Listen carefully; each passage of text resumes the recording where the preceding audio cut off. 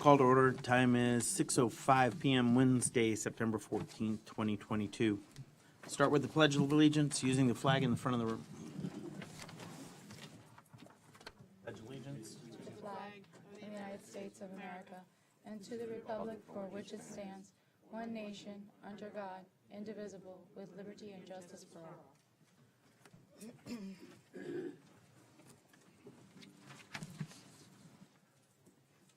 Roll call. Clerk Commissioner Hodgkins. Here. Vice Mayor DeVille. Here. Mayor Jacobs. Here. We have quorum.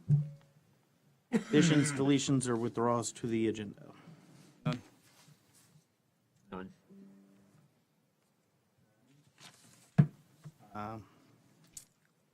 Entertain a motion to accept the agenda. Motion to accept the agenda as is. Second. Roll call. Motion made by Vice Mayor DeVille, seconded by Clerk Commissioner Hodgkins. Vice Mayor DeVille. Yes. Mayor Jacobs. Yes. Clerk Commissioner Hodgkins. Yes. Motion passes. All right. Presentations, proclamations, we have none. Public comment for agenda items, good and welfare. Is there any sign for public comment? Yes, we do. We have Mr. David Roach. Roach, come forward. David Roachdale Village. I was a little confused because Hold on one second. I got to start the 3-minute timer. Oh, sorry. I was a little confused after going through the budget to where I see it says that 1 minute we're saying no new taxes, and then I move down to page 5, and all of a sudden it says a meeting on September 28th to tentatively adopt a measure to increase property tax levy. So I was a little confused by that when I went through the budget. So maybe when our gentleman comes up to do it, he can explain on that. But that was my question. Thank you. Okay. Anyone else? No, sir. Nope. All right, we'll close public comment. New business, 10.1. Posted millage rate of 8.5 mils. Town Manager Jimenez, Finance Director Brown. Mr. Mayor, if I may, just wanted to announce that our proposed millage rate is 8.5 mils, which is the same millage rate that we currently have. How long has it been that millage rate? Oh, I'm going to say more than 10 years or so. 2015. Yeah. So that represents an 8.6%. That number is 8.6% higher than the rollback rate of 7.2870. Okay. Good evening, Honorable Mayor and Commission. Roy Brown, Budget and Finance Director. During the budget process, we received numbers from the state, and we realized that our total taxable value for the year was $945 million, and you can see that on slide 1. When you apply the 8.5000 millage rate to that, your total ad valorem taxes equal $8,040,199.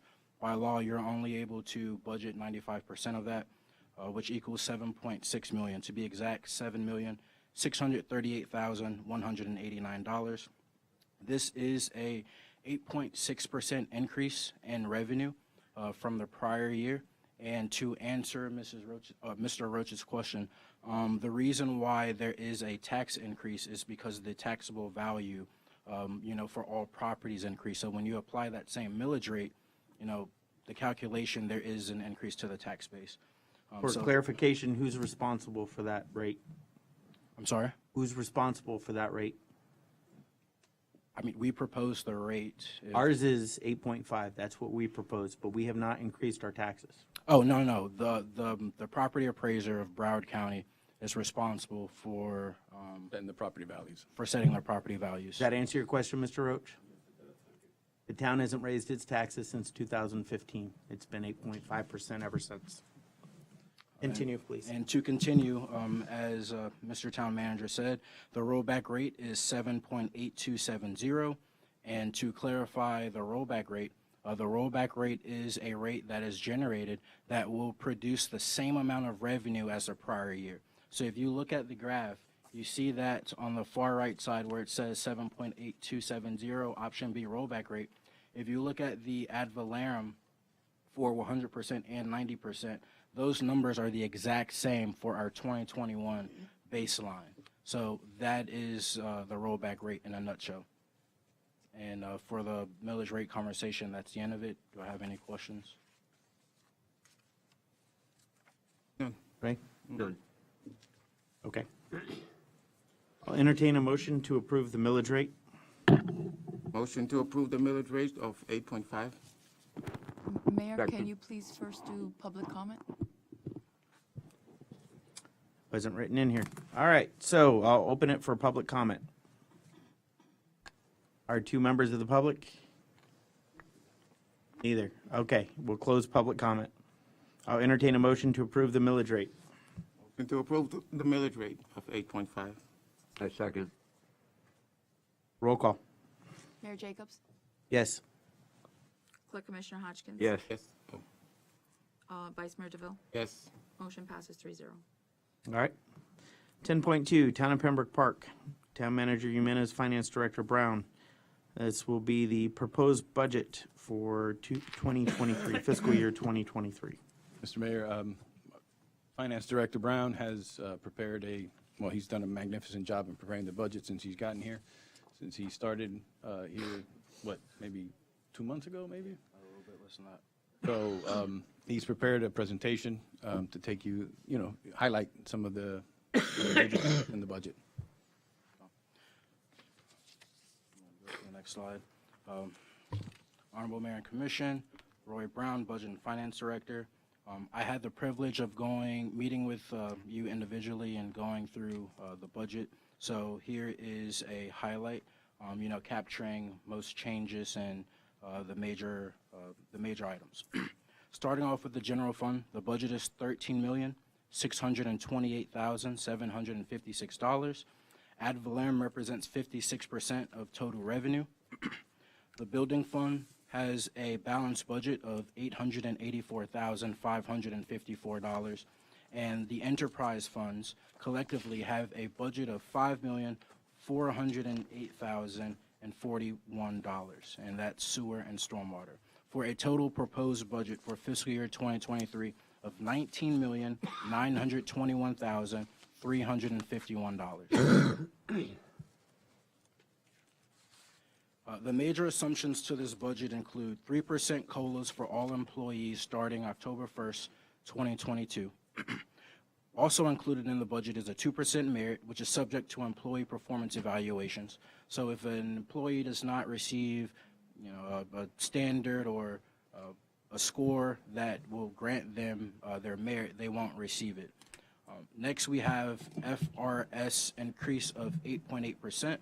This includes the regular FRS plan, the senior management FRS plan, and the special risk FRS plan, which is designated for police officers. There is a 40% increase to workers' compensation and general liability insurance, which are numbers that we received from the FMIT. The major increase here is for the police department. Last year, there was no police department on board, so with all the equipment, the vehicles, and the personnel, the coverage increased 40%. There was no change to the supplemental insurances this year. The budget included in the budget there is money for the upcoming election in March of 2023. That is only $10,000, and we may not spend all of it, but in preparation for a possible special election or anything out of the ordinary, there's a little extra funds designated there to cover the upcoming election. And one more thing, it's important to note that last year and prior years, the IT department was part of the administration department and the general fund. This year, that is completely separate, and the IT department is its own department. In the budget, there are a few new positions. 2 of them are additional commissioners. As mentioned before, we have an election in March of 2023. In the budget, we have prorated these additional commissioners for 50% of the year, since they'll start somewhere in March. So that's included in the budget. We also have the Human Resources Director, which replaced our contractual situation that we had for HR. We also have a receptionist in the budget. With the expected increase of legal activity with the onboarding of the police department, we have a paralegal in the budget. This position is also prorated for 50%, as we're hoping to fill the position somewhere around March. And we have the police department, which are 20 individuals there that are new. There are 23 people in the police department budgeted. However, there were 3 on board last year, so that's why you only see an increase of 20 here. And here is a visual representation of what I just broke down as far as the new positions. And I've gone through the highlights, so I will go to the next slide if I don't have any questions. No. Revenue highlights. Ad valorem at 95% brings in $7.6 million. The local option fuel tax will bring in approximately $112,000. The half-cent sales tax will generate $446,000. Municipal revenue sharing program will generate approximately $231,000, and communication service tax will generate $141,000, approximately.